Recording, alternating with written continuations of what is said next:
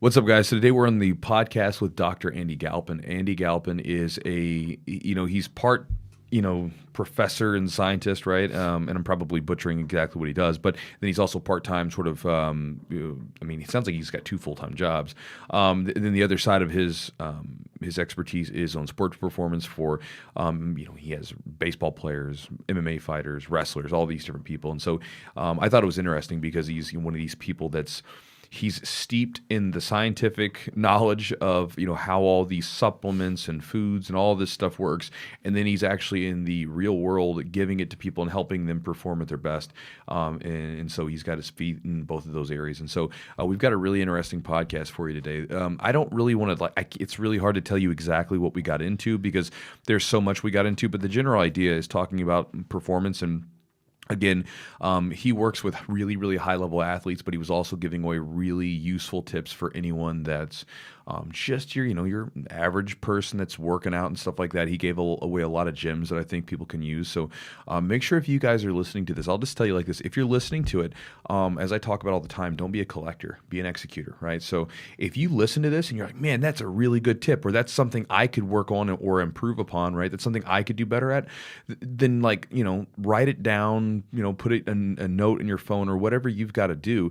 Remember it. So this way, when you get home or whenever you're doing wherever that tip would come into play, you actually use it. Because again, one little thing can change everything. It's like when you go to a jiu-jitsu seminar, like for me, I go there and I hope I get one move because one move will change everything. When I read a book, especially if it's like a business or, sort of book or whatever, I just want to get like one thing. Give me one thing that I can use and implement now because again, you do one thing really, really well, like that changes everything. So again, put it to use. Anyway, so let's get started with the podcast, guys. As always, if you guys want to support the podcast, you can do so in different ways.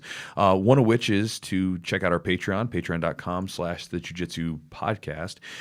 We've got some video content in there. I just released my matches from the Nashville Open. Those are up there. And then we also, or have we released those yet? Yeah, you got only the in your division. Okay, I'll have those matches. I'll have the opens up there later on. They don't have any breakdown quite yet. Okay, but they're just kind of you implementing your game, doing your thing. So it's very useful. So I'll have the matches up there, and also later on I'll have some breakdowns put up there as well, so you guys can look at and I'll narrate and take you guys through the matches to show you guys what I was doing, how I was using it. And again, I think the beautiful part about that is because my game's so darn simple. It's not a very complicated game. It's stuff that probably every white belt's learned, but I just do it well. Mm-hmm. And so when I break this stuff down, it's going to be like, oh, that's pretty simple. Even I can do that. It's like even Chewy. If Chewy can do it, I can do it because he's a caveman. Even Nick. Inside joke for the gym. And then also, guys, if you guys are interested in checking out CBD, I know I've had a lot of people took me up on the gummies. I had a lot of people message me. They're like, dude, I took the gummies and they're amazing. I gave the gummies to my videographer that works in the gym with me. I gave them to him. I was like, here, try these. And he gave him 2 gummies, so it's 20 milligrams. And I don't know what it is about it. They seem more potent than the average tincture or whatever. But I gave him 2 gummies, and he was like, dude, that was amazing. I just felt so relaxed after I took them. Which ones did he take? The ones with theanine. The recovery. Yeah, no, they're the calming ones. The recovery ones with turmeric. The turmeric ones. Those are the ones I like. Yeah, but I like the sleep ones. Those are nice. Yeah, I don't need all that melatonin. I already passed out like a rock. Dude, anyway. I'll tell you this. My dad has chronically had trouble sleeping. Yeah, and I've had him try CBD, different types, the tincture, different types of tincture, different strengths. Nothing. He took those sleep gummies. He said it has significantly helped his sleep. Fantastic. And I'm like, those have been really beneficial. So, and also, if you're interested in checking those out, any of the gummies or any of the Charlotte's Web products, we got to hook up from them. It's 15% off. Yeah, it's just Chewjitsu. The code is just Chewjitsu, and it's 15%, which is awesome. Yeah, so we're doing 15% off from now until I think January. And then maybe past that, but we got them to give you guys the hookup. So if you want to save 15% on your order and it supports the podcast, a double whammy, check it out at charlottesweb.com and use promo code Jiu-Jitsu, and that's it. So anyway, guys, with that said, let's jump into the podcast and talk to Dr. Andy Galpin.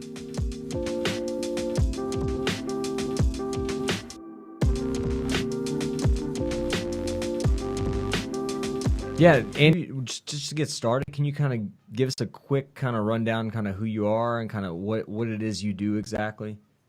Yeah, sure. So technically by day, I guess I'm a full-time professor at Cal State Fullerton.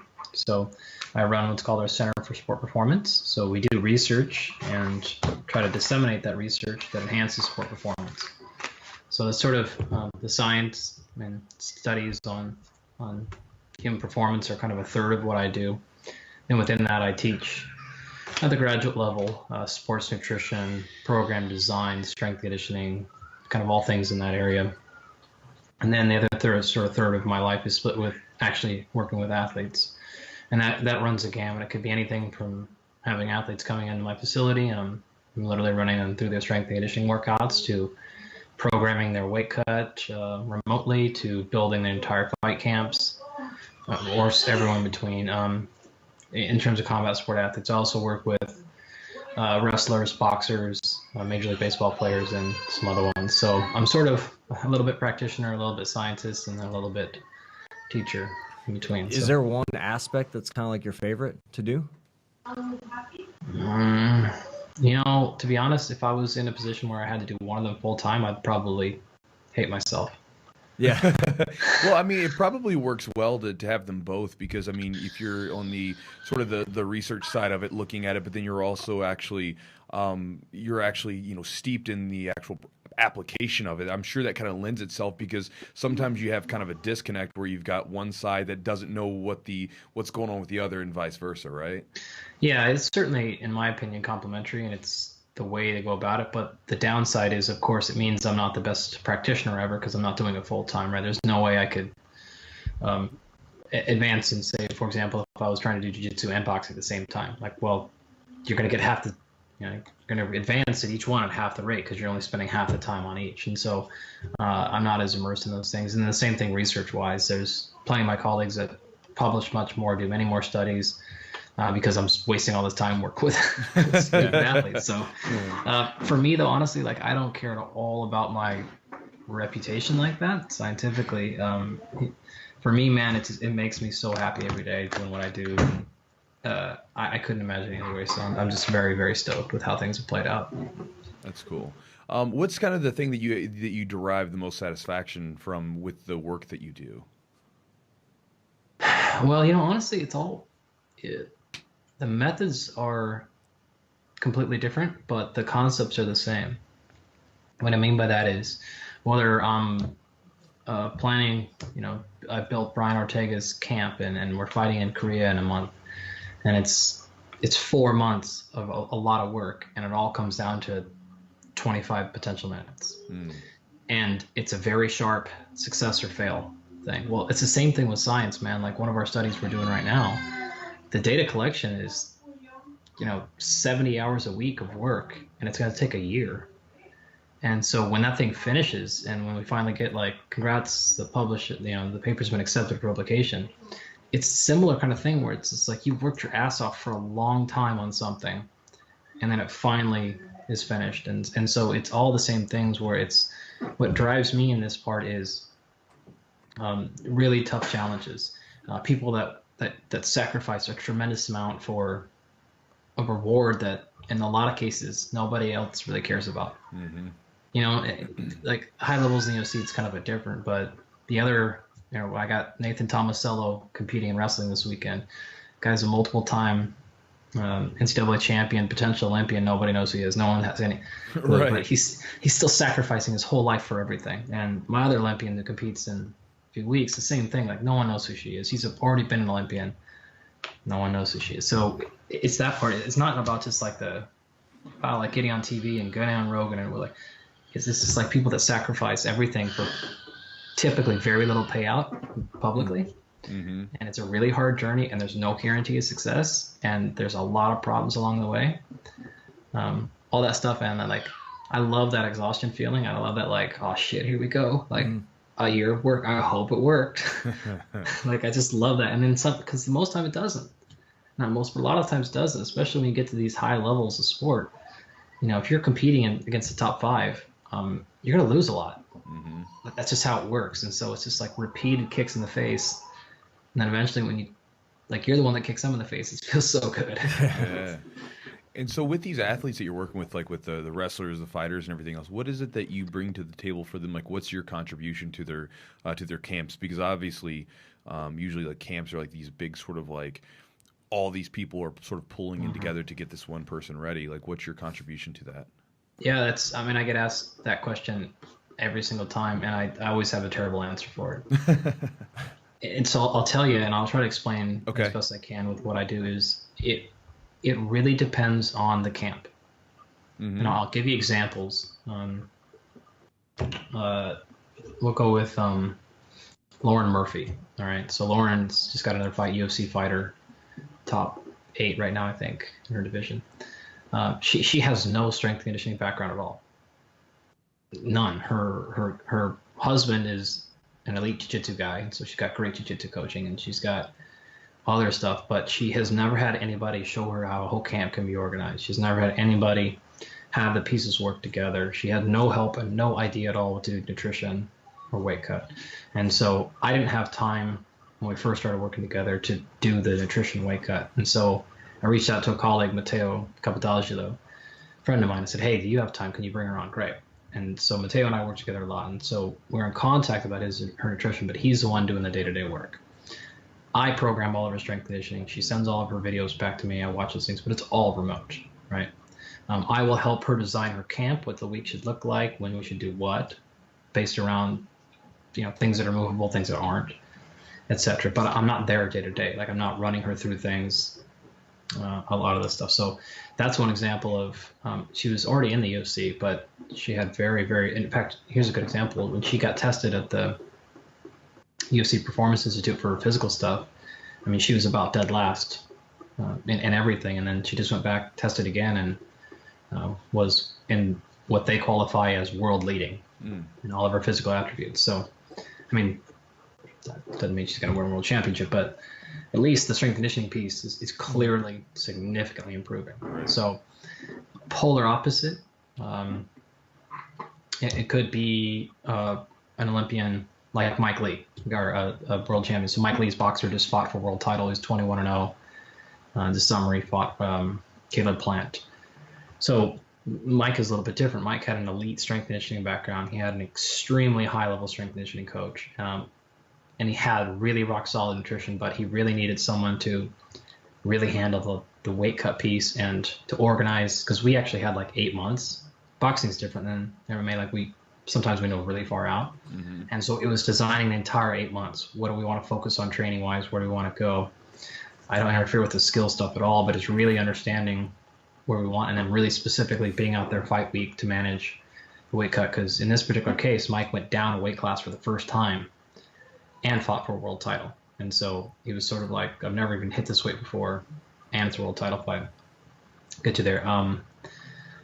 And so, I mean, I could go through examples of like every athlete I work with. It's really, really different. My role can be like head coach, basically, and not skills coach, but like in charge of like running the whole thing. And it could be really small, of like, hey, just sit in the corner, Andy, and you're just like the nutrition piece, or you're just the strength conditioning piece. So, what I try to do when an athlete approaches me, rather than saying like this is the tools I deliver, what I say is like, what are your limitations?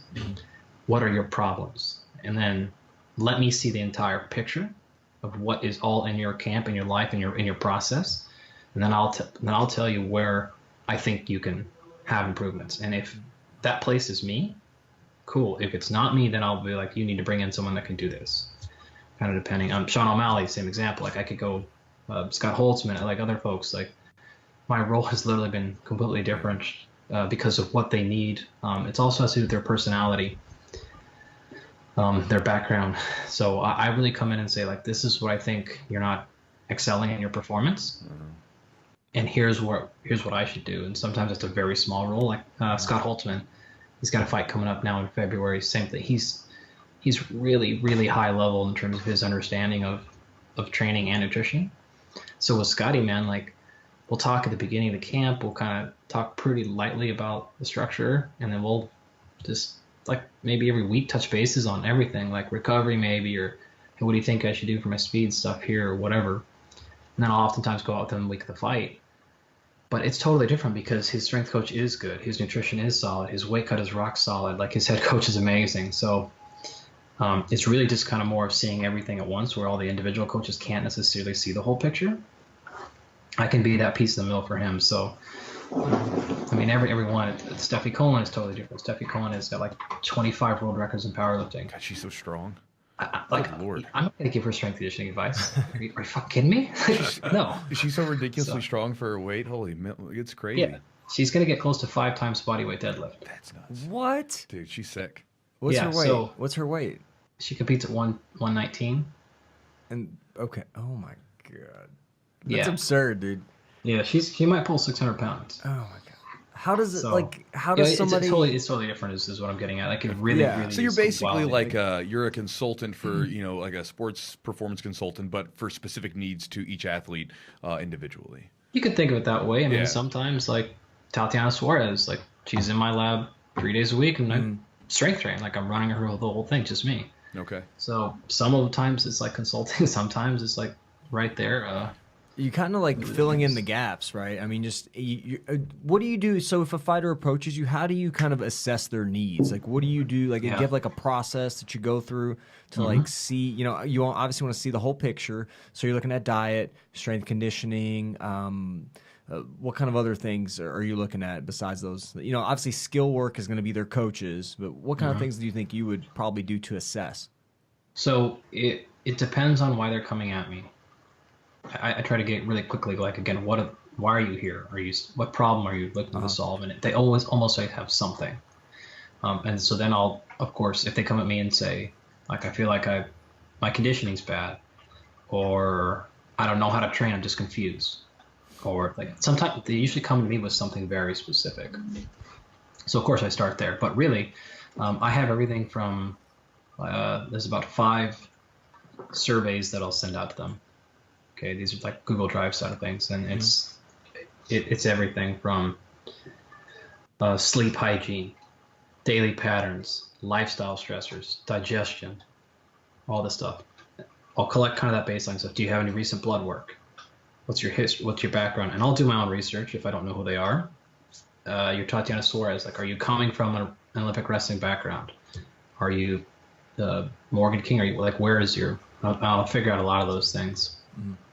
Or collect more information about that. So initially it's usually a 2 or 3 hour conversation where like I'm trying to learn them as much as I possibly can. And there's, again, very specific things I want to know about, which kind of falls into all these categories.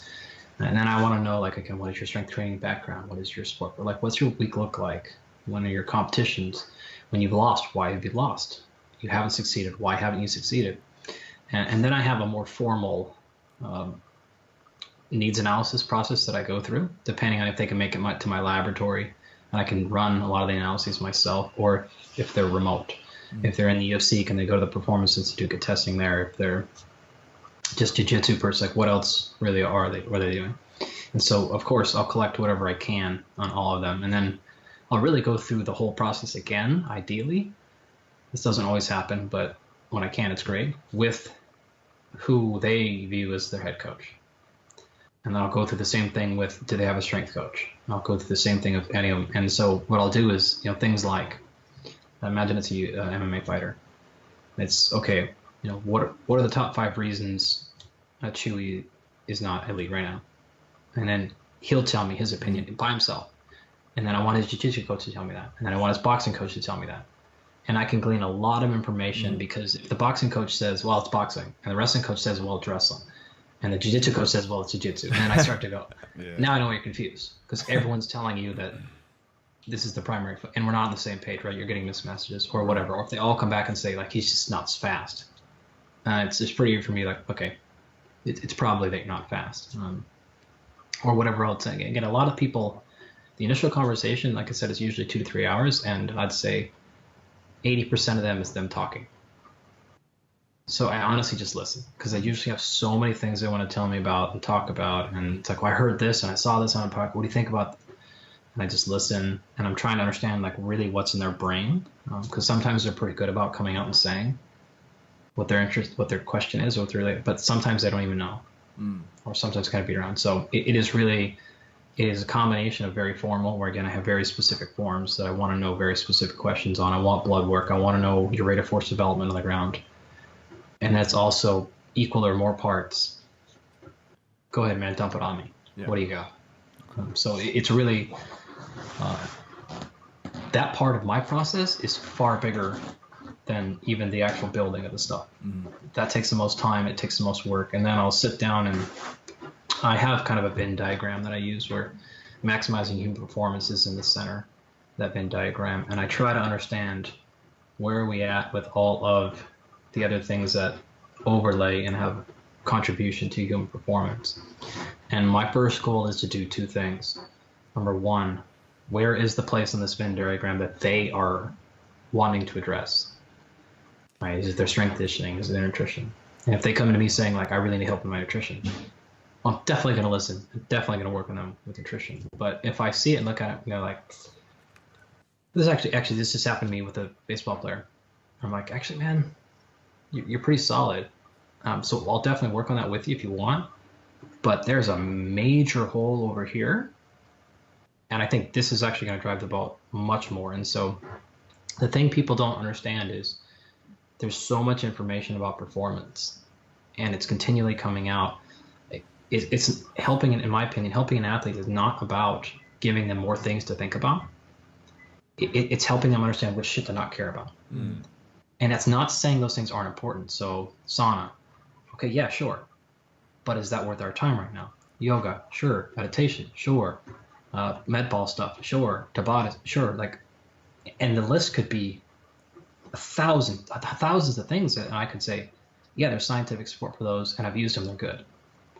But then how are you going to implement that? That's what they really need help with. All these things that do work, help me find the ones that I absolutely need to have right now, and then let me know the ones that not worry about.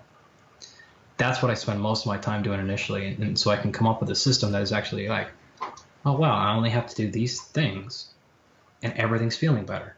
What the hell happened? I feel more recovered. I'm not even working as hard, but my conditioning is way higher. My skill acquisition is far faster. What the hell's going on? That's what I spend my time doing. What are the markers, for example, when you do blood work? What are you looking at exactly? And is that something that just any person can go and do? Yeah. Like, and so kind of, is there certain specifics you're looking for, or is there any like research you can point us to that maybe has specific markers you look for and levels that are kind of ideal or below, you know, where you want? Yeah. So I'm going to give you the Andy answer. Sure. And then I promise I'll leave you on something that's very practical. The real answer is it really depends. Again, are they post-fight? Are they 37 years old Matt Brown coming back after a year and a half? Are they 22-year-old Caleb Patterson? Like, what are they? What sport are they in? And all these determine what I'm looking for. Again, what are their problems? What do they perceive their problems to be? What's their lifestyle? A lot of the times their lifestyle, I can go, oh, okay, like, I'm going to guess your testosterone's pretty low. I want to actually take a look at that. Or I can say, you know what, like, I'm not really concerned about your vitamin D because based on your lifestyle, it's probably really high with the foods you're eating. All right, not worry about it. And so with the blood markers, it's the same thing, man. If you go to like Ulta Labs, ULTA, the Ulta Labs, there's thousands of panels you can run. Right. You could spend 50 grand on blood panels. So it's not about like things. It's me trying to figure out based on all these things, what should we start at? And what do we go after? And so there's not one like recipe I can give you where I'm like, oh, this is the panel that I order.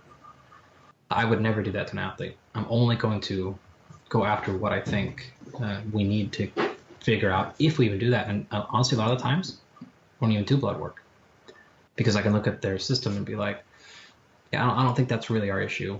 There's something bigger, faster that can be there, because blood work can be very confusing and deceiving, and you have time delay. Right, so by the time you get your blood work, you get results back, it's probably 3 to 4 weeks. Well, now we should have made that adjustment a month ago. It's too late. So, and then there's lots of other problems with the blood draw. So, are they coming to me because they're concerned that they're overtraining? Well, then, if that's the case, I want endocrine markers. I want to look at inflammatory markers, things like that. But is it the opposite? Is it a fatigue issue? Is it nutrient deficiency? Like, I'm going to shift to gear more stuff towards that. Having said all that, I work a lot with a guy named Mike T. Nelson, and Mike's really good about the same thing. So sometimes, if the case permits, I'll go to him and we'll kind of triage down, and he'll help me say, all right, this is the one. He'll order the things, and we'll analyze them together. And with that, there is a company called Nourish, Balance, Thrive. I don't work with them at all. Like, I don't have any affiliation. I don't get a kickback or anything for them for saying this, but I mean, I know the guys. They have what's called a blood chemistry calculator. So what this does is they used, I can't remember the number, but thousands of professional athletes' blood work with their consent, and they put them into, because I'll back up, one of the guys that runs it is a PhD and MD. The other guy is a software engineer. And they built an artificial intelligence program where you can take just 30 markers, so 30 of blood. You can plug it into this blood chemistry calculator, and it can predict hundreds, if not thousands, of more other markers. Oh, wow. And so as long as you get those minimal 30, and you can probably get those 30 for $50 or whatever, they can actually predict with very strong likelihood what else is out of whack. And so I will use that. And if that comes back and says, oh, hey, like, you may have something going on with calcium, then I'll go back and say, well, let's actually measure calcium directly. Just confirm that there. So I'll use that a lot as a starter, just to kind of say, like, all right, let's start minimally with 30 markers. It's pretty cheap. It's pretty fast, depending on there. And we'll go to that. If I got a Major League Baseball player, they don't, like, $5,000's not, like, they don't care. So I'm not going to waste time a month with the BQC. I'm just going to go straight to ordering everything that I think could possibly need, because that time is more important than money for them. Because they're working on $30 million a year contracts. They don't care about $1,000 for a blood draw. I'm working with a 20-year-old jiu-jitsu girl, like, who makes $18 an hour for 20 hours a week. Like, I need to make this manageable. Yeah. So, like, it depends on a lot of the situations, circumstances, if I even need to do it to begin with. Cool. Relating to the strength conditioning component, and obviously, again, this will vary wildly depending on the person for sure. But just sort of a general sort of idea. I know that a lot of people that get into jiu-jitsu, sometimes there are a lot of times they're people that maybe got out of exercise or maybe weren't really, big into exercise for a long time. They get into jiu-jitsu and it becomes like kind of a catalyst where they're like, okay, I need to start eating better. I need to start working out and, to improve themselves and that sort of thing. When they get into strength training, there's kind of a wide variety of stuff available. There's everything from like people doing like very like sports specific stuff where they're mimicking the movements that they do in the weight room with weights and stuff like that. And then there's other people that sort of propose sort of a general like strengthen the overall body and then do your strength, like your strength training is your strength training, then your sports training is your sports training, and don't necessarily like make the two the same thing. What is your view on that? So if you have a person that's again an athlete or a competitor or even just a hobbyist and they're trying to add some strength training into the routine, again, I know that there's you could your mind could probably go off into the rabbit hole, but what would your thoughts on that be? I mean, you've already said it for me, so I won't repeat it again. But you know that. Okay, I'll move past that. You know what my real answer is. I got the Andy answer. Right. Having said that, I would say I would typically lean to the latter, not the former. Okay. So I see far often people making mistakes, far more often with trying to replicate the sport in the weight room. Yeah. And it's less likely that's going to be accurate than the other. So I would typically say in most of those cases, it depends on your strength training background. Depends on if you have anybody there watching you. But typically, if you stick to, if you really want to focus on your jiu-jitsu, you want to roll, 4, 5, 6 times a week, just getting in the weight room twice a week, doing some of the big movements in really good positions, that's where you're at. Don't try to replicate like the different crazy positions and then just add load, because here's what we'll commonly say. Adding load is not a progression. It's not necessarily like you're not making anything better by then getting into the same glute bridge position and just adding load. Okay. Maybe not though. So what you want to think about are you're not trying to make yourself better in the sport in the weight room. You're trying to make yourself typically a better athlete. And you're also trying to make your body healthier.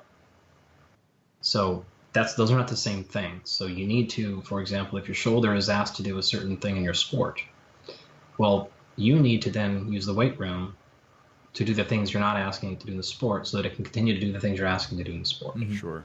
that's what's going to keep you on the mat. That's what's going to keep you from not breaking down. If you just ask it to do the same thing in the weight room that you're asking it to do on the mat the entire time, it's going to get really good at that, but then you're probably driving at inhibition in everything else. And the way that joints typically work is they have a full range of motion. They need to use that full range of motion. They have a wide variety of demands. They need to be exposed to that wide variety of demands, front, back, side to side, left, right, all those things. So my general answer would be most of those folks would probably be better doing what we would call GPP, general physical preparation, just really the big movements, squats, hinge, pulls, press, carries, loads, pulls, things like that, walks, those are probably going to be 30 minutes twice a week, probably going to be the better answer for most people.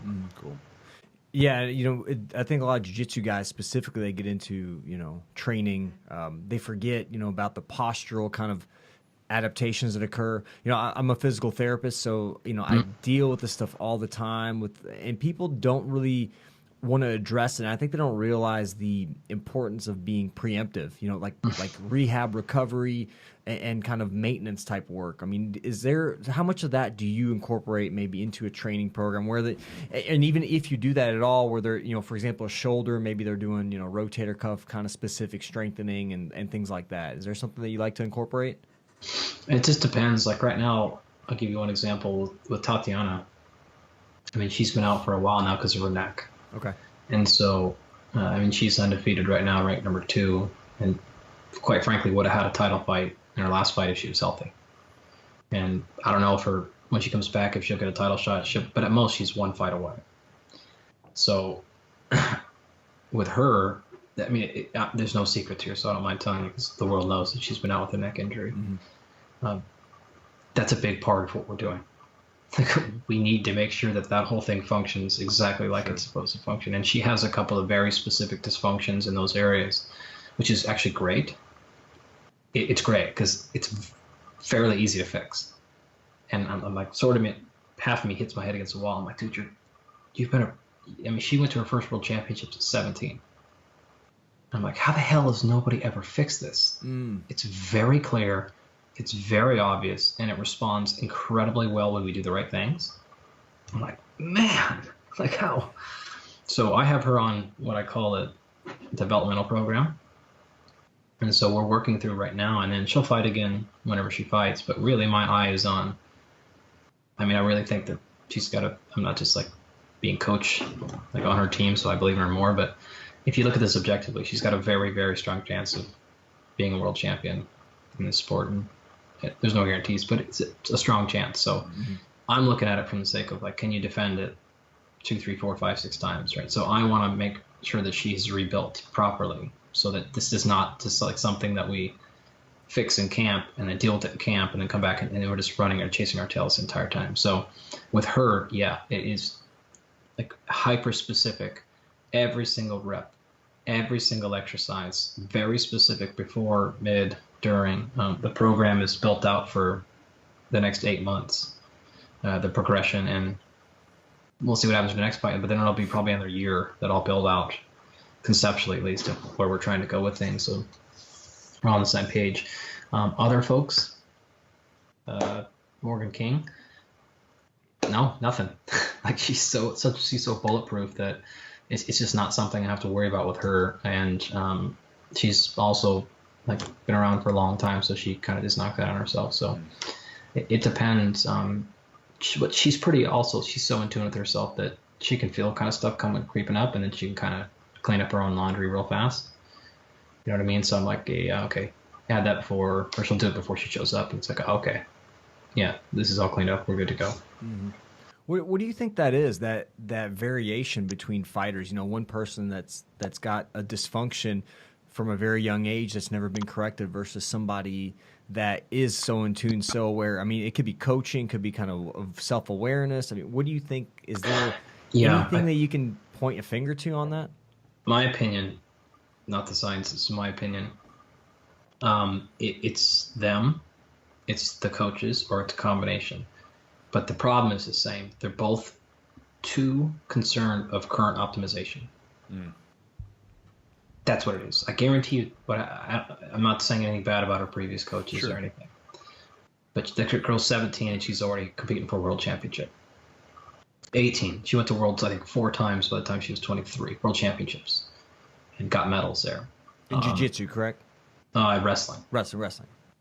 Yeah, so she would have been an Olympian, almost surely, or very, very close, right? And actually, the girl that she was beating, I actually have coached her for a long time too, and she went on to actually win a gold medal in Rio. So if not only would Tatiana have gone, if she would have gone, she very likely would have won a gold or Olympic medal, probably multiple times actually, because she would have gone in 12, 16, and could have still gone Tokyo if she would have changed sports. But my point being, people were too concerned with the current success and not thinking about, are we setting her up with a developmental future? Right. And so instead of, it's what I call optimizing versus adapting. Are you optimizing for now, or are you really paying attention to long-term adaptation? And I think the vast majority of the time, people are too focused on the current thing, right? It's like, I want to optimize everything for this next fight in December. I want to get ready for Worlds. Like, okay, but if all you're ever doing is getting ready for the next 8 weeks, you continually short circuit the long-term stuff you need to clean up and fix, and you just manage it. You get it just good enough to where it doesn't hurt you as much anymore. Can you get through this? Can you get through this? And then it's like, hey, we're a year and a half later in the same nagging thing. Why haven't we stopped and taken 2 months to clean it up? Why? Because you're too damn worried about being optimized every damn time. Yeah, and they just kind of keep kicking the can down later on. That's right. And then eventually what happens? They lose. Or they go out for, the whole thing blows out, or they have to take 9 months off, right? And it's really hard when you're training constantly overweight, or you're training constantly hurt. And it's just right there all the time. And then you're like, this is when we get super mental fatigue, right? And so we get like blowouts and we put on 35 pounds, or we don't train for 6 months. And so like my eye on all these folks is to say like, okay, what's the goal for today's workout? What's the goal this week? What's the goal this month, this camp or this competition season? And with like the Olympians, it's we're working on quads, right? Like, what is the goal this year relative to next year to get you back to the Olympics or whatever? And so people don't, in my opinion, have enough forethought of where we're going because they're too concerned about like just winning the next thing. And so sometimes that means, yeah, we got to skip Worlds this year. That happened last year with Helen. Like, we just had to make a tough decision of saying, hey, if you want to get back to Tokyo right now, the Olympics, you're just going to have to take World Championships off this year. And it costs a ton of money, and it sucks and all that, but I don't think we can get there if we don't stop right now, because she had a lot of brain injury stuff. Oh, wow. So I'm like, you can't, like, this is not something we can work around, because if some girl hits you in the head at World Championships, like, and this is what kept happening. She kept competing, and I'm like, we have to stop. And that was an obvious one because it was her brain, but it's not obvious when it's like, you rip, or it's your weight, or it's your conditioning, or it's your speed. You just never truly address it. So, well, and so many people become identified, like, with that thing that they do. Yeah. So, like, whether it be, just their training, competing, fighting, whatever that might be. So, a lot of times to let go of that, it's like, I've seen guys where simply who are like constant competitors, who then had to take off because of an injury, right? Then they have to take off from training completely for a period of time, and they're almost like lost. They're like, who am I without this thing that I'm always doing? And so I feel like a lot of times people like have trouble stopping. Not, for obviously you're saying they're optimizing for right now, which is definitely true. And then at the same time, I feel like there's they know it would be a good idea to take off a little bit or to adjust their training, but then they can't because they feel like, well, who am I if I stop doing this thing? Yeah. We had that conversation right before the podcast, actually. There's somebody I've been working with, and it's just like, you want to tell them, look at the long term. Look at long term. Otherwise, you're going to be performing, subpar for quite a while until your body can't do that anymore, and then you break down completely, and then it could be even longer or more time to heal that. So in your experience, since it's something that I've dealt with as well as a physical therapist, like, how do you get that through somebody's head? How do you show them, like, how do you get into like their mind and show them that this is good for you long-term, longevity-wise and performance-wise, down the line? I am going to tell you, I probably had just as little of success as you had. Wonderful. That makes me feel great. Yeah. I will certainly tell you exactly what I do. Sure. But I want to make it incredibly clear that I'm It's always a struggle. Yes, it's not. I'm not any better than you at this. So Yeah. I have had to have this conversation very recently with an MMA fighter. I'm gonna see if I can tell the story with Without giving it away. pronouns. Yeah, Yeah. but then also making it not super annoying to try to follow. So there was just multiple areas of the individual's life and approach that needed to change, and the individual was incredibly dedicated, and the person needed to understand. In fact, what I did is I challenged the person. I said, "You're actually not dedicated. You're dedicated, and you work really hard at the things you want to work really hard at. Mm-hmm. You want to show me how dedicated you are. You want to show me how hard you are. This is what we have to do. So you're telling me how much of a competitor you are. You're telling me how you do anything for the process. Will you do anything? Because this is what the anything is right now. A lot of people, the anything is training, sparring, Right. getting up. That's not your anything right now. So really, you're not a professional athlete right now. You're not sacrificing. And once that, like, the eyes just went like, Boom. and she was just like, oh. And I've been saying this to her for 7 months more. But like, she was in a position where for 8 months we couldn't take a fight off. There was just no option there really. Realistically, it wasn't much one, so I wasn't pushing for it. But I kept saying like, these things have to change. These things have to change. And then now we're in a position where I'm like, okay, if you want to continue, do you want to run into the same problems we've been having for a year? No. This is what you need to do. And then it was like, well, I don't have time because I got to train. I don't have time to do this. I'm like, so then are you really doing the hard thing? No, because in this case, again, the hard thing is doing all the other stuff that feels like you're not training because you're so used to being on the grind at all times, right? Yeah. And so I'm asking you to grind again. I'm asking you to grind with different things though. And that's just how I approached it. And that landed very well. Yeah. Is all I can say. So again, I wish I could say it's always worked for me, but that's how I'll probably approach it moving forward. It's the first time I've tried that. And so using the same language, like, I want you to work your ass off. I want you to be dedicated, and you're going to grind your ass off. You're just going to do it with these things right now. Right. And so your sacrifice is not doing the stuff you want to do, like sparring. Your sacrifice is not going to the gym and getting a sweat in. Will you make that sacrifice? No? Then you're not willing to do what it takes. That had to be framed around the piece of, if the answer is no, then one of two things is happening here. You're not willing to make the sacrifice, or you don't believe me and don't trust me. Because that's what it comes down to, right? You're not willing to sacrifice it, or you're not willing to sacrifice because you really don't believe me, you don't trust me. That's totally fine. Like, I'm not friends anymore. My feelings are hurt, right? Yeah. But we both need to be clear on exactly what's happening. Right. And so if you don't believe in my process or my thing, totally fine. But I'm not going to continue to harp on this anymore then.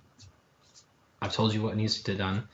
You want to work with somebody else? Fine. You want to keep me on board, but just keep me in a position where I don't give you English to get fine. But we need to be crystal clear on exactly what's happening. You're not willing to sacrifice, or you don't believe me. Mm-hmm. And again, I didn't do it like a super emotional, like, we're not friends anymore, like, I don't want to work with you. It's just like, this is the realization that needs to go through your head right now, because only one of two reasons is why you're not going to do this. And it was actually great, because you know what she said? I don't trust it. Really? It was awesome. It was awesome. No, I was like, awesome. Okay, we can actually work with this. Fair enough. So, and then we had to do a bunch of other things to get there, but the reason why I love this athlete and I'll continue to work with the athlete is because the athlete was able to say that. They can be honest with you. Totally. Yeah. And I made sure I put that person in a position where that person felt, I want to make sure that they were comfortable actually saying that. That's what they felt.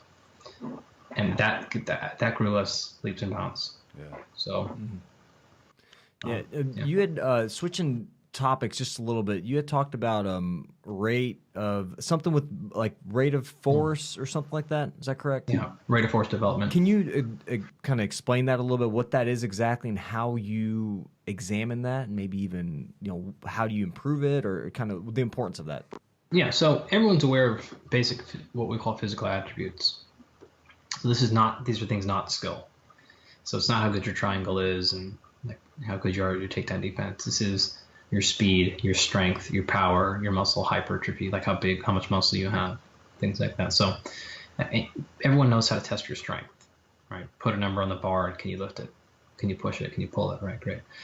People are fairly familiar with like testing how high can you jump as a proxy for power, and then speed, how fast you can run. But really, like, is a 40-yard dash going to tell me anything about how good you are at jiu-jitsu? I don't think so. Is a vertical jump? Well, it's actually decent, but it's still not great. Things that are more predictive are things like how quickly you can develop force. I think of force as strength. And so you can put, we have a very expensive scale basically that's in the ground, and you can jump on it, you can lift on it, you can do an explosive movement on it, you can do whatever you want.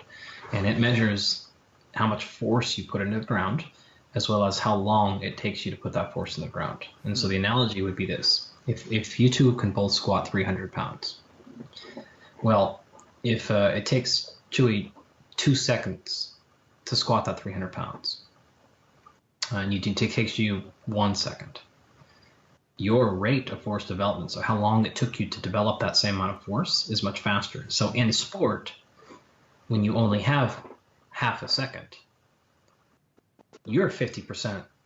So you're able to generate 150 pounds. You're only a third of the way there. You can only actually develop 100 or whatever the numbers are. You get what I'm getting at here. So in sport, many times, it's not necessarily, say, pure strength that determines. It's how fast you can get to a certain percentage of your strength. Right. So, in jiu-jitsu especially, like, it's not like you can imagine someone doing a 1-rep max bench press, and they're like grinding, like, it takes them 7 seconds to do the rep. Well, most of that is fairly what we call unusable strength in sport, because you're never going to have 7 seconds to just push on something that's not moving. Right. In jiu-jitsu, right? You got a couple of seconds, and typically in sport, you got about a third of a second to implement that force. So what I really want to know is how much force can you produce in that first third of a second? That's what I want to know, because that's probably what you're going to be able to access in a lot of situations. So that's how I will assess that. And you can do any combination of movements. You can do a push-up on it, you can do a jump, you can do bench, you can do whatever. And I want to see how fast you develop that force. So you'll take the athlete through, and like you said, it's like a scale, and so you'll just have them do just a different range of exercises against this thing to sort of see what the force production is. Yeah, so I mean, think of this basically as it's lays flush on the ground, so it just feels like you're standing on the ground, and I'll have them do a vertical jump, or a deadlift, or whatever, a flying knee, right, a kick, a punch sequence, whatever we have to do. And since we know basic laws of physics here tell us anytime there's a reaction, there's an equal and opposite, right? And so the only way that you can punch forward is to push something backwards. So the amount of power you put going forward is the exact same amount that you pushed going backwards. And so you push this hard into the scale, I know exactly how much is actually coming out your hand. Okay. It's the exact same number. That's the only possible way with the current laws of physics in the universe that this can happen. And so you can stand in that thing and punch, and I can look and see how much force you put into the ground, and that tells me exactly how much came out of your hand. Interesting. What other, like, what specific maybe exercises for jiu-jitsu would you assess, or a grappler or a wrestler in that aspect, since we're kind of talking about those type of people? Yeah, it would really depend on their style. Again, what their kind of training background is. So if someone comes and it's like, I've never really jumped before, like, well, all right, probably what's the point? You're going to suck at the drill. It's not really depictive of what you're at. But typically, even things like a deadlift are pretty indicative. Trap bar deadlift, no problem technically if they're there. There's things called isometric mid-thigh pull. And so this is like you'll stand in like a kind of like that power position, and you're going to go from there. You're going to pull against a bar that won't actually move. Gotcha. And you're going to try to, boom, explode as hard as you possibly can into that. So those are pretty common ones. You could really do just about anything, but those give me a pretty good indication. Another one is just some like jumping and landing things. So how well you can step off a box and land, like how well you'd absorb force when something is struck into you really well. So those are common ones. Clapping push-up, like exploding up, things like that. Explosive push-up. How well can you drive? And which actually has strong application for jiu-jitsu, because Nice. whether you're on top or bottom, right? Like sometimes you gotta go shove somebody off you real fast, Sure. or at least stop them from coming back into you. So those are pretty common ones that we would use for those individuals. So, is for example a mid thigh deadlift, or what kind of cueing are you giving them? Are you trying to tell them like pull as hard as you can, as fast as you can? That's like, exactly right. okay. You have to get into position, everything's locked in, everything's set, and pull as hard and as fast as you possibly can. So you have to generate as much force as you can, but do it as quickly as you can. Okay. And maybe so for that specific exercise, if they are lacking in that, what's maybe one or two techniques or drills or exercise you may give them to supplement and build that? So we would try to figure out how I always approach performance limitations are, what's the goal and then what's the defender. So let's say you suck at putting force into the ground. Why do you suck at putting force in the ground? And so I would then work to identify, is it a technique issue? I've never done it before. Is it a quadricep strength issue? Is it a hamstring strength issue? Is it neither of those things? Is it a speed issue? Is it just in a bad position? Your back's in the wrong spot. You're turning the wrong muscles on in the wrong order, right? And that's what we would try to figure out. So the common mistake is saying, I'm not strong, therefore I'm going to do strength training. Sure, but and that's like saying, I'm not very good at arm bars, so I'm going to arm bar everyone. Well, the reason you're not good at arm bars is because you're always in a bad position, right? It's just like it's hard to arm bar somebody when they have your back. It's like, yeah, you can work on arm bars from your back, but let's work on not getting someone your back. Like that's the real problem with your arm bars or whatever, right? So it's trying to figure out, well, why are you having this limitation, and then doing that as opposed to giving the exact same prescription for everyone. And so that secondary analysis is a combination of just my eye, right? It's talking to them. It's like, what's your background in this? And then maybe some follow-up testing really quickly on that to sort of see. But a lot of that secondary stuff will just be my eye. And like I've been in the weight room for a long time, so I'm pretty quick to be like, okay, like, yeah, you're in the wrong position here. Or, physical therapy do this all the time, right? It's triage. Okay, it's an algorithm. So you sucked at this, so then it's either this one or this one. You can put them through a Thompson test, or you can put them through this. And it's like, oh, okay, it's rectus femoris. Got it. Right, or it's you're not activating your lower abs. Yep. That's the problem is, right, okay, so let's do DNS and let's get a low core activation, whatever it happens to be. Or none of those are the case, you just didn't understand the drill. Okay. Yeah. Right. What's happening to me? So you kind of dive deep more, not necessarily, you're not doing the movement, you're doing some accessory things to maybe see if there's any, strength issues, they're not engaging certain muscles, things like that. You can, if that's or the case. I may just start training them and let that stuff expose itself real quick. Right. So for example, if somebody can do a counter movement jump, and so just stand there, drop down and jump up as high as you can, and say they can jump 30 inches in the air, and then I have them do the exact same drill, but they have to stop at the bottom, hold it for 3 seconds.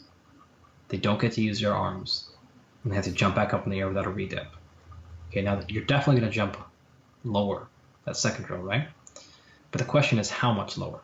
So if that person who jumped 30 inches now goes to 15 inches, well, I actually know that ratio should be about 80%.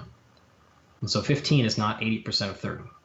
And so what that tells me is when I made you generate your force coming from all your muscle, I took momentum out of it. You did not generate very much force at all, or power. When I gave you momentum, you generated a lot. So what that means is you actually lack force production and coming from the muscle side, but you're very good at getting it from the connective tissue, because the connective tissue is what's responsible for when you move well with a rebound, when you move well with momentum. And so that would tell me immediately, okay, we're probably going to actually have you do more drills where you pause the bottom, right? We hold things isometrically, do more eccentric work, because you're not good at when I take momentum out of it. Your connective tissue is fantastic. Your muscles are lagging behind. Or I'll see the opposite. I'll do that drill. This has happened before. And they go from 30 inches to 29. And then I'm like, oh, okay. So you are terrible at transferring force from your muscle to your connective tissue. These people tend to be people who they can't rebound really quick movement wise. So they have to take a step back and plant and then go back in the other direction. These people tend to plod forward constantly. They're constant pressure people. They don't respond rebound real back. Like they're laying on top, they're forcing things, they push. Right? They're not just like reactive and sponging, just like wow, they're bouncing back. So that person would be the opposite. In that particular case, when that person goes to the weight room to do the exact same drill, I would require them to use momentum. I want them bouncing. I want them swinging. I don't want you to isolate the muscle because your muscles are already far ahead of your connective tissue. You're not good at moving and transferring force, and so we would work on them with force transfer rather than force development. So that would be a common example of sort of approaching it different based on why they aren't jumping, why they don't have enough force production. There can be different reasons, and we do the same thing with endurance conditioning. Like there's a bunch of misnomers in that end. It's just like, well, there could be a whole host of reasons why you're not quote unquote in shape. It's not just because you're out of shape. So the reason you're not powerful is maybe not because you're not powerful, it's because you don't transfer the force well, or maybe you aren't powerful. Maybe that is the answer. Maybe you're not moving well, and so you're fighting yourself. You're using smaller muscles instead of bigger muscles, and so you're wasting a lot of force along the way because your core isn't in the right position. Your hips aren't in the right position.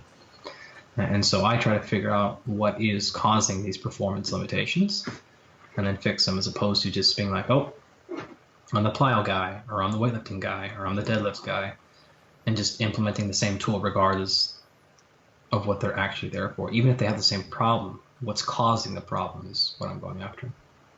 Wow, that makes sense. That's awesome. That's a deep answer on the subject. I love it. I'm like geeking out. I'm like, oh my god, that's what I do. It's hard to explain what I do. Right. Yeah, because it's just there's so much to it. Just talking about performance, something I'm curious about, because I know that especially in society right now, there's kind of become this like sort of macho view towards sleep. And again, like when we're talking about performance, right? Like people like will sleep next to nothing, right? I'm sleeping 4 or 5 hours and like I'm grinding, I'm killing it, right? But if you're trying to be good at like some sort of athletic thing, I would imagine. I mean, for me at least, I notice a huge difference when I'm making sure I get my at least bare minimum of 7, if not 8, hours a night. Have you ever run into situations where you were like, sleep is a big issue for the person, they're not getting enough of it, or whatever? Or I guess so. You do it by the look of your face. But maybe you could, I guess, instruct some of the people listening, like how important is sleep to the athletic performance of your particular sport? I'll put it this way. When I have the ability to sort of start from scratch with an athlete, what I try to do is go through, like I talked at the beginning, like go through the entire system. Yeah. And then I come up with a plan, and then I prioritize that plan. Okay. And then with that prioritized plan, they get very specific action. And so you're going to do this, this, and this. Okay. And many times, I would say, without question, the one that comes up most as the very first top priority is sleep hygiene. What do you mean by sleep hygiene? So it's everything from total number of hours to quality. Okay. So, for example, one very high-profile UFC fighter right now, he, for the first 6 weeks, literally the only thing we talked about was sleep. I didn't give him any food advice, no training advice, nothing else. It was all because his sleep was out of control. Not only was he not getting enough, but he had poor hygiene, which would be, in his particular example, was it was inconsistent. And so he'd be like, well, I went to bed at 4 a.m., but I slept my 8 hours. And then the next night I went to bed at 11. And then the next night I had this and that. And so he was getting maybe 7 hours. Or he would say, well, I went to bed at 4 a.m. and I got up because coach wanted me to do it at 8 o'clock, get my 5 miles in at 8 a.m. And so then, I named my sleep so then I slept from 2 to 4. afternoon, you're just like, what the fuck are you doing? Yeah. Just like, this is a wreck. First of all, like, what in the world are we getting up at 8 o'clock in the morning to jog for? This is like, what are we watching, a Rocky movie? Like, what are we doing here? Like, get that out of here. So we clean that garbage up. But yeah, like, it was the first 6 weeks. And so I do this often. Like, I work with Major League Baseball players, and they play 162 baseball games over 180 days. And they are, more often than not, never in the same place for more than 3 days, and they're continually changing time zones. And so sleep hygiene is incredibly important for them. It's not just about getting the 8 hours, but it's getting, like, you need to get to bed at the same time, plus or minus an hour, almost every night. Okay. Okay, and then I will typically set, like, if the goal is midnight, I want you asleep by midnight, plus or minus an hour. So if it's Saturday night, one particular athlete, I let him stay up till 2 a.m. So Saturdays, he gets to stay up till 2. Right, but then he's got to sleep till 10. And normally gets up at 9:30. Fine. Takes extra, like, bigger, longer naps that day. So I still give him a little bit of mental break, because if it was up to him, he'd be up till 6 a.m. Like, it's just, this is what this way. But he'd be inconsistent. I don't care if he goes to bed at 5 a.m. and wakes up at 11 noon, if that's what he does every day. I just don't want him going to bed at 11 and 6 and then 4 and 3. Gotcha. So then we also talked about, in order to get to sleep at midnight, and I do the same thing with baseball players. When do you need to get in bed? Okay, this time. When do you need to turn off your phone? This time. When do we need to do prior to getting into bed? Like, what are the steps that have to happen? And that's what I mean when I say hygiene, because it's different of, like, yeah, I was asleep from midnight to 8, but was it a deep? Are you feeling restful? Like, are you feeling amazing when you wake up? No. Why? What's happening before? What's your room look like? What's the temperature? What's the how light and how dark it is? Like, what are the things that are going on in the hours before? And this could be everything from, social media. It could be family. It could be what foods are we eating. It could be how much water are we drinking. Are we taking in salt before bed? What types of food? How much? Could be, are you doing hot bath? Are you doing cold shower? Are you doing meditation? Are you not? It could be you're listening to music. There's a whole ball of things that can go into somebody's sleep quality. And so depending on the person, I'll tailor that to them. But that's kind of me when I'm like, are we setting ourselves in a position to have good sleep? Yeah. A lot of stuff goes into that. What is the, as far as the inconsistency in sleep times, like when they go to bed, why do you see that as an issue? Just because it changes the environment, like the light, dark, or kind of, why do you see that as a problem? No, because you can control the light, dark. Okay. Right. If you have proper sleep environment, that can be an issue.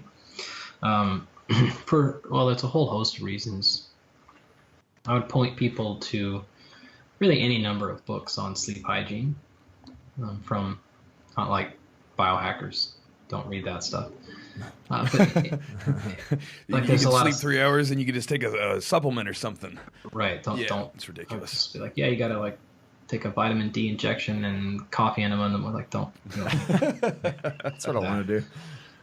But there's lots of scientists that have put a tremendous amount of work in the sleep area. So if you want more of the physiology, you can go to there. I don't think that's really what you're getting after, but what we can talk about are things like, it's very clear what we call diurnal variations.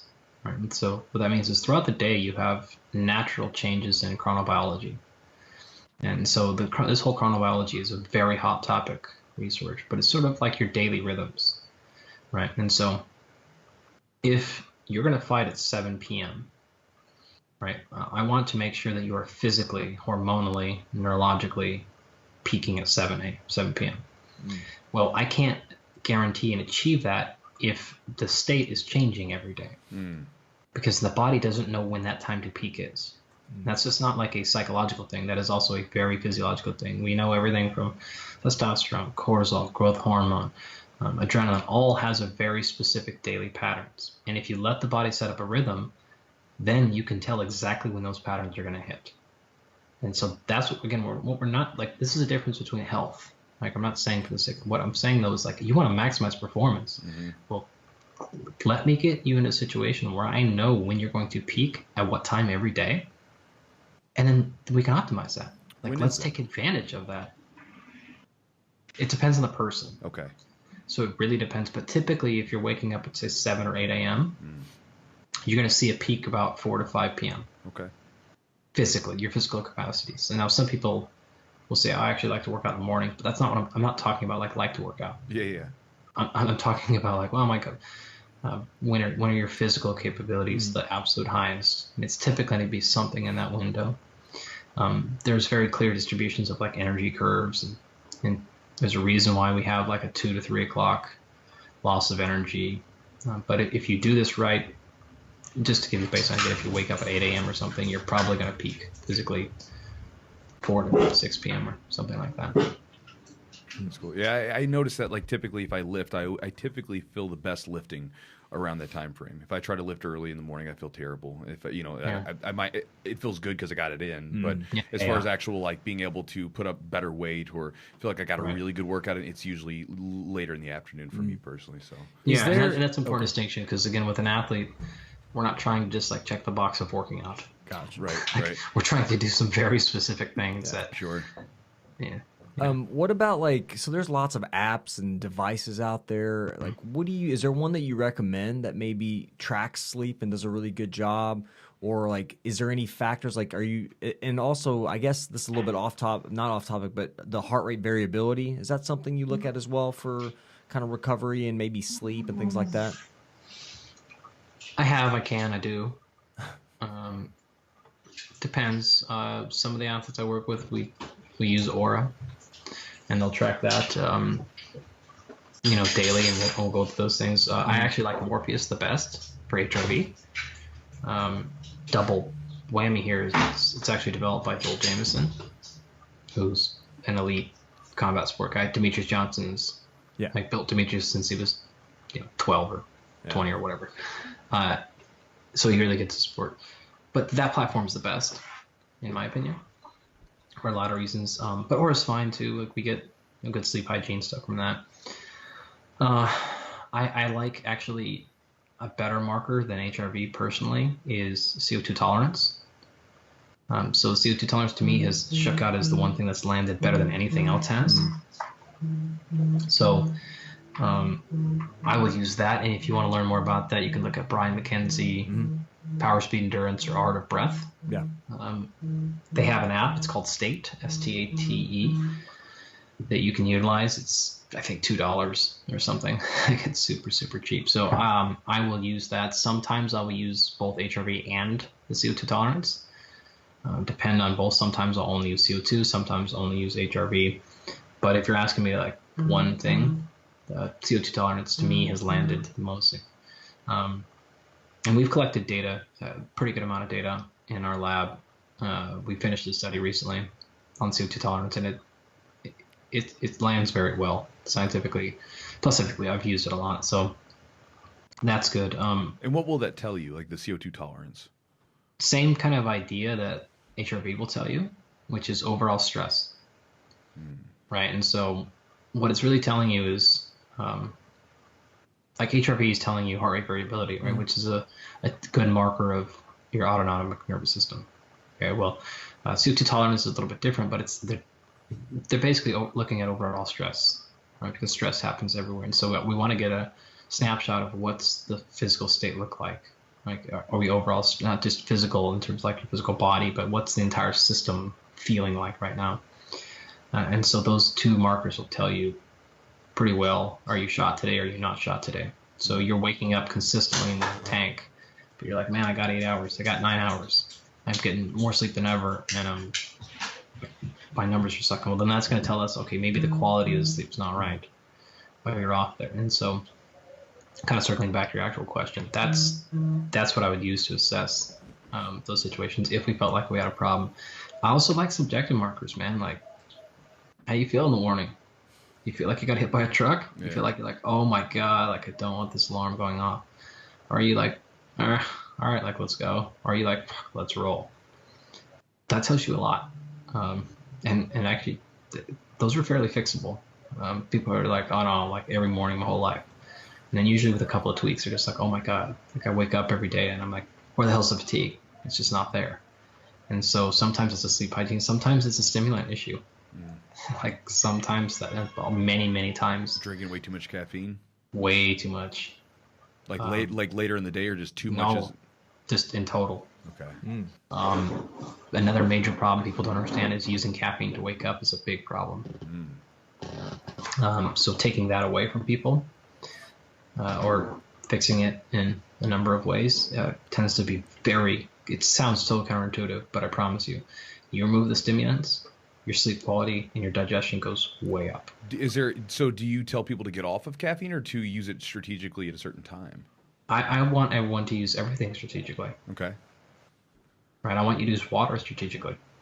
I want you to use breathing strategically. All right. I want you to use carbohydrates strategically. I want everything to be with purpose and intent. So yeah, caffeine is long. Is there a specific time, or is it depending on the person as far as the caffeine goes? Yeah, it's always dependent upon the person. Genetics has a huge influence on this. So, are you genetically, metabolically a fast metabolizer of caffeine, or are you a slow metabolizer? If you're a fast metabolizer, you can get away with a lot more. If you're a slow metabolizer, you need to be more strategic and judicious about how you apply it. But regardless of the case, in my opinion, you should almost never be using caffeine to wake up. Okay. So that is a classic example of poor lifestyle. Okay. Now, sometimes that's out of your hands. Got kids, got a 2-month-old, like, well, it's like, no, like you haven't slept 8 straight hours in 6 months because you got kids. Okay, nothing there. But if it's just like, well, your ass is watching Netflix too much, like you're training too late, or you're doing this, like you're not getting off your DMs, and you're gonna then try to fix that with caffeine in the morning. Well, guess what's happening? Just kicking the can down the road a little bit more. You're super tired, so what do? More caffeine. And then what happens, like we further disrupt the hormonal milieu that we're in. We further disrupt our normal chronobiology. We're disrupting all of these things, and we are in a bad position. So my typical rule is you can have caffeine as soon as you feel like you're like totally up and firing and ready to go. Okay. Yeah, you're up, you're good. Like if you have to just be like, oh, like I'm sorry, I'm just a dick before caffeine. It's like a funny joke. It's like a cool like meme and like a cool shirt. But it's a fucking problem. Right. That's a physiological problem. Like that's a real clear sign. Things are not where they should be. And isn't there like, and I don't know this, I've read some guys talk about this, but isn't there like, wouldn't there could be a potentially even hydration issue? Like if you're the first thing you get up, instead of like, getting some water and fluids and salts and stuff into your system, you're just reaching for coffee, which is, like I guess it's a mild diuretic. It's not really a diuretic. Not a diuretic. Okay. Not really. Not like we used to think it was. Okay.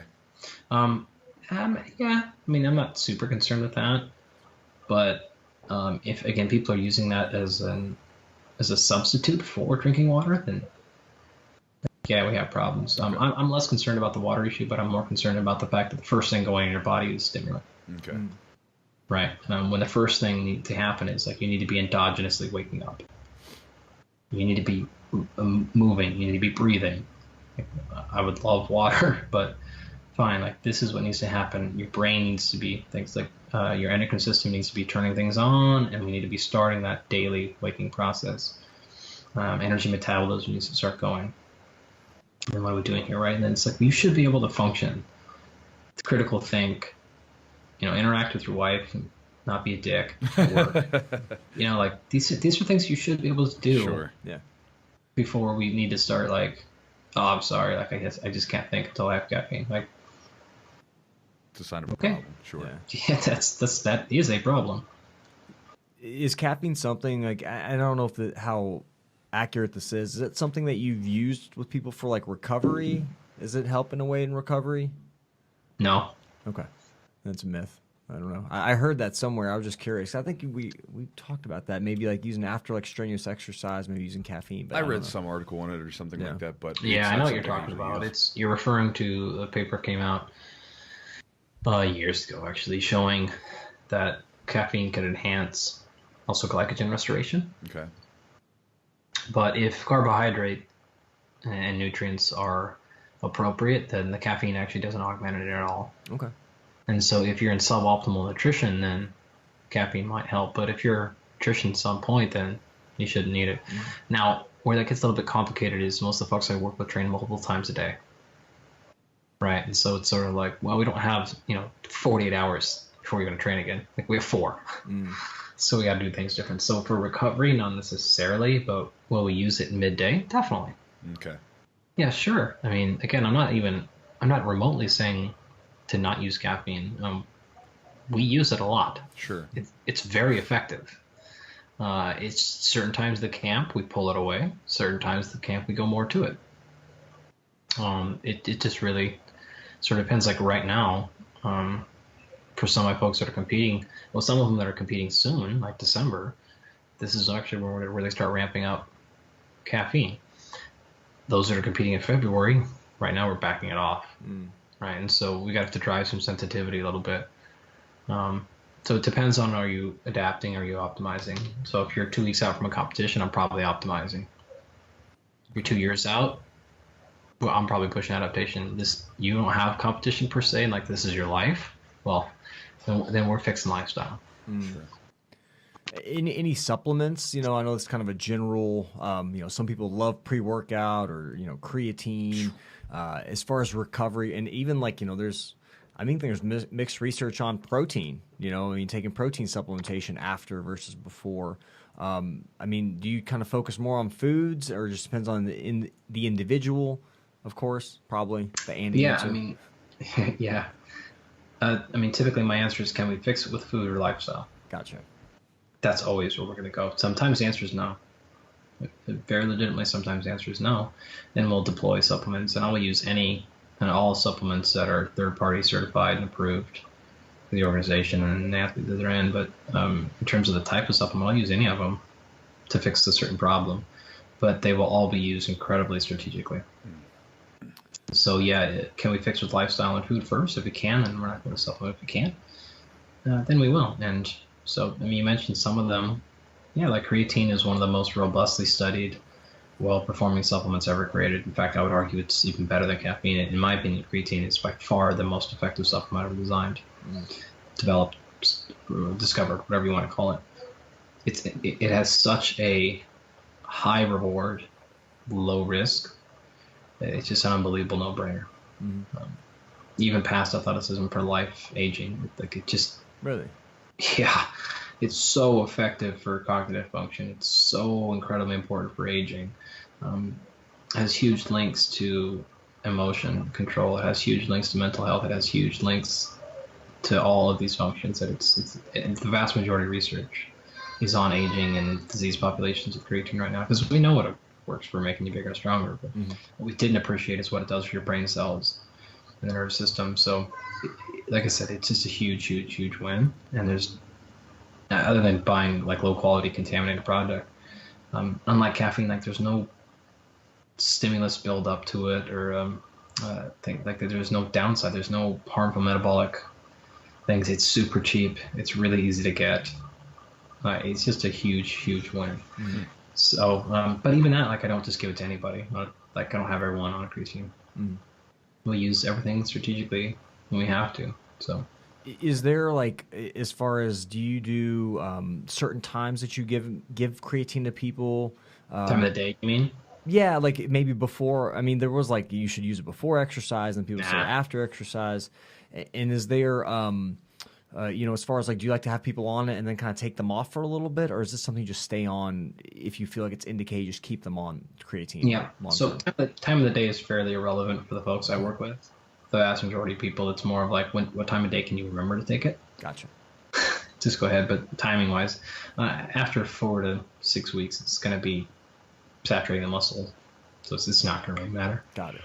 In terms of cycling on and off, you don't have to cycle on and off. I would say, like, do you cycle on and off protein?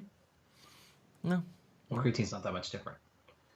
It's just a macro, like it's not, but I consider it to be a macronutrient. So again, like unlike caffeine, which you should probably cycle on and off, unlike beta-alanine, unlike sodium bicarbonate, unlike some of the other where you probably should, because there's feedback loops that are created in the body. There's no feedback loop with creatine. Okay.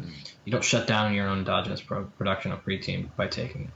So there's no need to. I mean, again, having said that, I don't have any athlete on any supplement full time. It's always on what do you need right now and why. And so, we typically come off of it, but if they like to stay on it, yeah, I'm cool with that too. So it's not one where I'm like, hey, we got to back off this one. Now, is there, do you like to just use the powder Is there, I know you may not have, or if you have somebody you're affiliated with that you recommend that's No. really high quality, is there one high quality that you like that you kind of recommend? Creatine monohydrate is your winner. You don't need to buy anything more excessive than that. Which company you buy it from doesn't really matter because most of them actually buy the product from the same people anyways. Okay. So it doesn't matter. Just make sure it is third-party certified. So this is NSF for sport or Informed Choice for sport, any of those things. So you do that, you're going to not get contaminated stuff. Of course, Thorn is fantastic. Onnit is fantastic. There's a whole bunch of ones. In fact, if you go to the NSF website, you can look up all the ones that have been tested and things and to guarantee they're clean. But even those companies, the creatine's cheap. So those are fine. I don't have any affiliation with any of them, nor would I ever. I mean, I know the people on it really well. Sure. But I don't. I wouldn't take any kickback. It's not a good position for me to be in. Yeah, sure. So I want to be able to provide people with the best thing, not which the one I'm aligned with. Right. And then the last thing about creatine, is there an amount that is it an amount per body weight, or is it, because I know someone's they'll give you just like, you just take 1 scoop a day or whatever it is. Yeah, like the answer is always 5 grams, which is stupid. Right. It's like some of you were 120 pounds, some of you were 250. We're all Exactly. taking 5 grams. What? You can kind of do the easy number there. I could give you the exact gram per kilogram, but the easier way to do it is if you just start at, say, 5 grams for a 170-pound person and scale up or down from there. Okay. So if you're 200 pounds, probably 7 grams at least. If you're 120 pounds, maybe 3 grams. Kind of runs. But the thing about creatine is you don't have to be super specific with it. So if you're a little bit high, it ain't no big deal. Yeah. If you're a little bit low, who cares? Like you can bump it up to more. So it's really like unlike many other supplements, like you can't just like take double the dosage of caffeine and not know. Yeah. You're gonna know. Absorption wise, like there's not really like a way you recommend, taking it. Co-ingest with carbohydrates. Okay. Typically, if you co-ingest with a simple carbohydrate, that works. So whenever you're having your fastest releasing carbohydrate of the day with a piece of fruit or some of your carbohydrates, great. After 3 or 4 weeks, it's not going to really matter. So I don't worry too much about it. But if you really are trying to maximize the first week or 2 of adaptations, then take it with carbohydrate. All right, Andy, quickly, you have a book out. Can you give us a little bit of information on that called Unplugged? Is there, do you have any other books out, or is that the only one? No, just that one. That'll be the only one ever. Only one ever. Didn't like the book writing process? I knew I wouldn't. I knew I was going to hate it. We probably got so much going on. It was probably hard to shave off yeah. extra time for it. Yeah, it was tough. It's just the book writing business is a tough game. Yeah. Can you give us like a quick synopsis of that book? And I know people can find it on Amazon. It's called Unplugged. Just quick breakdown of the book. Really, it was our Brian McKenzie and Phil White and our position on training technologies. All right, so if you want, actually, you can go to my YouTube page, and I did I think a 5-minute video that I was just like, hey, here's the whole book in 5 minutes. What's your YouTube page? It's just my name, I think. Okay. Yeah. So if you search Andy Galpin on YouTube. I'll link it. And then, you have like a bunch of videos, like 20-minute long videos, just kind of like you really dive deep into a lot of different topics. So I've watched that a little bit. It's pretty interesting stuff. So appreciate you putting that content out there. Yeah. Yeah. So, I mean, the book's up there, but it's really, it's some of the same things we've covered. It's understanding how to use technology in your training and progression and where the pitfalls are and how you can not have those happen to you if you choose to use HRV or you choose to use or like whatever, it doesn't matter, any technology, or you can watch the 5-minute video and get the gist of it. I didn't get, is there like a device you recommend that people use? Is there a way you recommend people kind of monitor those those? I don't know if we had touched on that. Monitor what things? Just monitor HRV and if you're gonna do HRV, again, I like Morpheus. Okay, those are the ones. Okay. Yeah, gotcha. For sure, that one's the best. But yeah, that's up there. We can grab the book if you're like the book is super high quality in terms of paper and production side. So if you're like a really bookophile and you just like the quality stuff, then that's the way to go. But if not, the video's there. Okay. Awesome. Awesome. Well, I'm a book guy. yeah, you are. You'll probably I pick like it up. having the tangible Yeah. book. Yeah. It's we wrote it for the, also, how do I say this nicely? The non-educated person. No, that's good. That's people like me, so that like simpletons can understand it. Because Yeah. if you were to come in there with like the scientific speak, it would just go completely over our heads. Yeah, like a lot of my strength coach friends were like, "Man, I just sat down and like, I accidentally read the whole thing in one sort of stop, whatever. I wasn't intending to, but it's not super hard to get through. Of course, I don't think it's best served just like reading it in an hour and a half. For sure. Ideally, kind of read a chapter, digest, but it's not incredibly. Probably like read a Okay. chapter or digest, and then I'm sure you probably have some stuff that people can implement in there. Oh, definitely. Training There's a stuff. training program in it. There's I actually have a whole. There's like I think 10 challenges that I think people should be able to tackle, and then I broke it up into kind of like gold, silver, and bronze levels. Okay. And so you can see it's everything from hunger to cold to thirst to technology to other things where it's like you should be able to do this if you can do it at this level.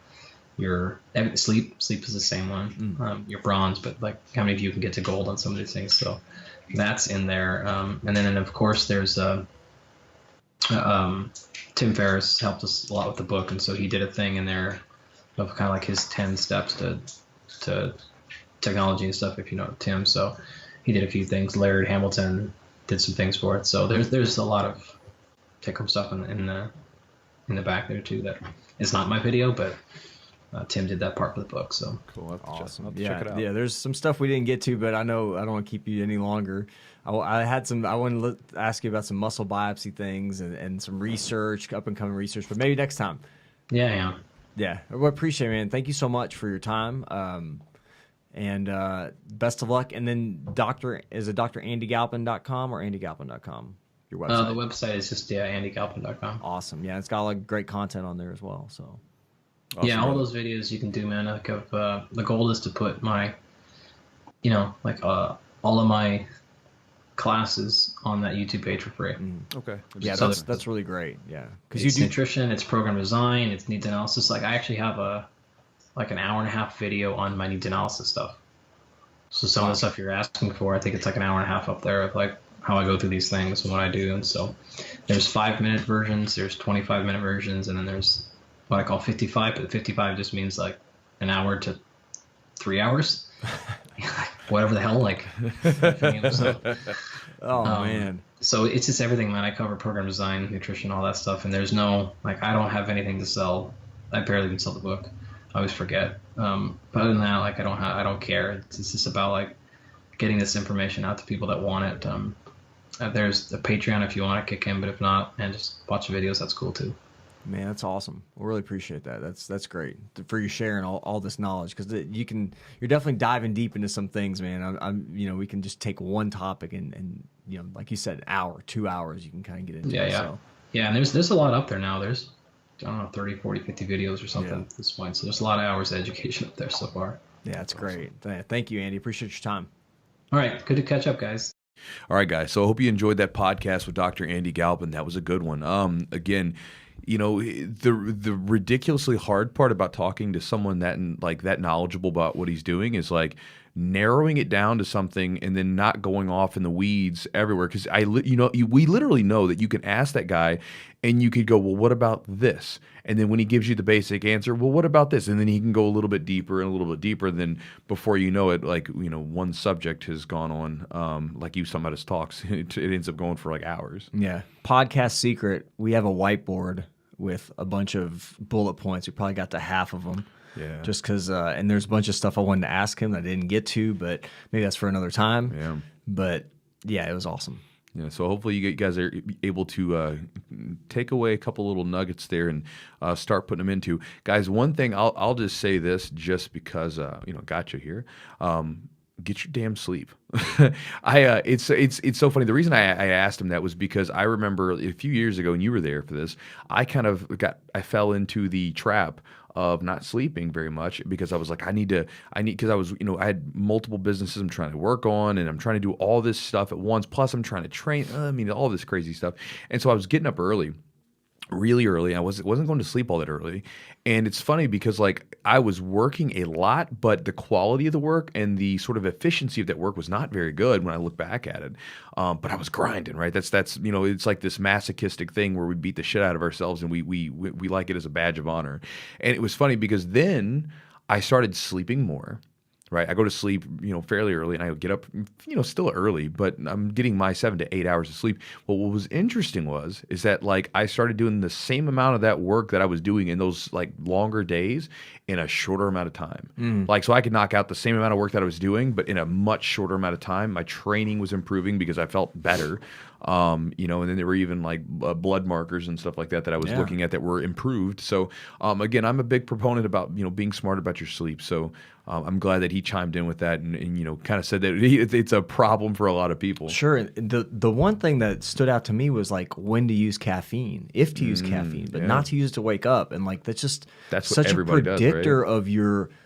of like your hormonal balance or your function. I mean, if your body's not, if you're requiring this something outside of your body to arouse yourself, to get yourself woken up, to get yourself productive or even functioning or mental clarity, it means there's something lacking internally. And I was, I was like, society tells you you're supposed to have coffee in the morning to wake yourself up. Well, yeah, I mean, think about that. I mean, a company, like, that's their thing, right? Like, just like people told you to buy sugary breakfast cereal. It's part of this balanced breakfast. And no, it's not. It's a big sugary puff. Here we go, Chewy. No, what I'm saying is, but I'm saying though, and then the fact that a lot of people don't even acknowledge caffeine as being a drug. Sure it is. Right? They're like, oh, it's coffee. It's a drug. It's a psychoactive drug that's highly addictive. Yep. And there's no qualms about it. And so it's one of those things where, it's funny, like when he said that, I remember like I tend to like I don't drink my coffee immediately in the morning. I tend to like, I don't know why I like this, but she laughs at me. Like, I like to get up and do stuff for a while before I drink my coffee because I say the coffee tastes better. I don't know why I say that, but, I might even go out for like a nice long walk. Sometimes in the morning I'll get up and work out. Not always, but, and then, sometimes I'll train in the morning first and then I'll have my coffee in the afternoon or whatever. Yeah. But then I'll have my coffee. Then it's so much better for some reason. It's like my body craves it and wants it. But yeah, I don't do coffee like immediately as soon as I wake up. Sometimes I will if I just want to get up and read a book or something, but most of the time I kind of push it out a little bit. I don't seem to require it just to get up in the morning. You let your body kind of do its thing. Yeah, just kind of like get up and enjoy the morning for a few minutes before I start like putting it in there. And I also respect what caffeine does, and I guess that's also part of it. Like I understand what it's doing. I don't think of it as just like, because I used to. I'm just drinking a cup of coffee. It's like I'm drinking like water. It's like it's not. It's a drug, and you have to be mindful when you're taking that in and understanding what you're doing. Well, with your an body. Interesting thing that you have done, and you kind of mentioned, and then Andy mentioned it as well, was that like you took time off of coffee. You kind of I do it every year. Yeah, let your body kind of get it out of your system. Almost like you're building up, like get this tolerance built up to it, and then you kind of take your time, let your body kind of wean off of it for a little bit. And then it has almost like a better effect. You don't have to drink as much. Well, here's the thing I notice about it. It's funny. Like when I don't know what this is, but there'll be a point where I'm drinking coffee, and then all of a sudden, like it's like the coffee doesn't have the same effect anymore. It's not that it's like. It almost will get to the point where it's like all it does is make me anxious and jittery, but I don't get like energetic. It's weird. And I know when this comes, and so I'm like, all right. So then I'll switch to like green teas for a week, and then I'll get off completely, and I'll do that for a couple weeks. I'll go like just no caffeine, and honestly, it's really not that bad after the first few days. So typically, what it'll be like I'll start that on a Friday. Friday's usually a lighter work day, and then Saturday and Sunday no caffeine. And then by that time on Monday, I don't notice a huge, like, I mean, granted, I still want some, but because of the ritual that's been put there. But as far as me being able to do stuff, I can go work out and everything, and I don't feel terrible. So usually that process lasts about 3 weeks. Yeah. So about a week on the stuff. And I don't know if this is the right way to do it or whatever, but this is the way that I'll do it. And it seems to work okay. And then when after that 2 to 3 week period, I'll just kind of stretch it out and then I'll introduce it back in when I'm ready. And it's amazing because then when you take it, it's like, man, it's like when you drink that cup of coffee, like it's like a rush, and it kind of, whatever, it kind of renews it a little bit.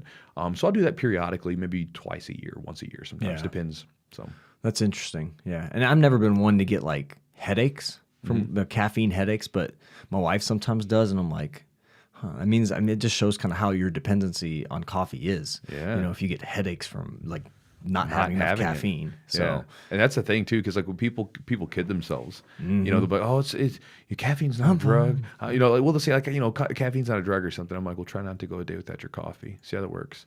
Yeah. And all of a sudden you're getting itchy for it. It's like it is what it is. And so you just got to be mindful of it. Yeah, and there's always circumstances like we talked about. You have kids, you're not getting enough sleep, or maybe your schedule's kind of been hectic for a bit. Okay, it's kind of a crutch for some time, but eventually you got to get off that. You got to let your body do its thing naturally. So absolutely. Yeah. All right. So Patreon, they heard the thing. Patreon.com/the Jiu-Jitsu podcast. You got Chewy wrecking house in Nashville Open, playing your game to a T. It was awesome to watch. And the one thing I'll tell you about the match, we'll talk more about this in another podcast, but yeah, it was really cool to watch, kind of, because everything didn't work on the first try. Yeah. So it was really nice to watch the, I don't know if it was exactly the words, if it's like mental toughness or what it is. You never deviated from your game plan. You had a game plan, you kind of stuck with it. I know you have option A, B, C, and stuff like that. Yeah. That's one thing. Like I wrote about that in one of my emails this past week. I was like, it took me, I think, 4 takedown attempts to finally get, like in that one match you're talking about. It took me 4 takedown attempts. But the thing is that for the most part, granted, it was a battle for those grips. For sure. For the most part, I was in inside position with the grips. Yeah. And so if I have inside position, I'm in, there are some exceptions, but for the most part, if I have inside position, I'm in control. And so for, the time was like, yeah, it didn't work, but I'm still in dominant position of there. So I just got to keep working and stay calm and make it happen. Gotcha. Well, all right. Patreon.com. Check out those videos of Chewy's matches. And then there's also charlottesweb.com. Save 15% with Chewjitsu. Chewjitsu. The man, the myth, the legend. No? Nothing? I'm not really a myth. I'm sort of here. Sort of. I'm kind of here. I'm just some asshole that makes videos and teaches jiu-jitsu. You got approached by a few people this past weekend. A few, yeah. A couple. Chewy's like, I'm gonna go hide in the and for everyone listening, Chewy loves you guys going in, and really, I know he says that he likes you guys coming in, but it's not just for show. But when he was getting ready to go, he was like, I gotta go do the open. I gotta get my get your head right, get your body right. Case. You got to be ready. You got to be able to focus. And you can't give that attention. You talk about bandwidth. That stuck with me. There's a certain amount of bandwidth. If you're competing, competition mode, certain amount of bandwidth that you have that's got to go towards that competition, towards being focused. So yeah. So I went and put my headphones in, went threw my gis on top of my face, and took a nap for a long time. You need to get some security now. You might need security with like little headphones and Chewy's coming through the front door. The eagle has landed. Yeah, maybe. The outro for this darn podcast just became 12 minutes. It's always something. All right. We always do it. All right. See you guys.